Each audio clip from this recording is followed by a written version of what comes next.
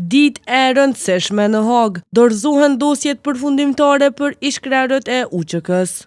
Sot në gjykatën speciale në Hagë dorëzohen dosjet përfundimtare në procesin gjyqësor ndaj Hashim Thaqit, Kadri Veselit, Recep Selimit dhe Jakub Krasniqit. Dosjet do të paraqiten nga prokuroria, përfaqësuesi i viktimave dhe ekipet mbrojtëse.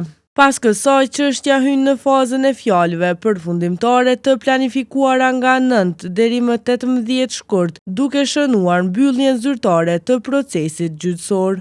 Të akuzuarit ndodhen në paraburgim që nga nëntori i vitit 2020. Pas fjalëve përfundimtare, trupi gjykues ka afat 3 muaj me mundësi shtyrjeje edhe për 2 muaj për shpalljen e aktgjykimit të shkallës së parë. Prokuroria i akuzon për përgjegjësi individuale lidhur me rrëmbimin, keqtrajtimin dhe vrasjen e civilëve dhe personave jashtë luftimeve. Në proces morrin pjesë 155 viktima.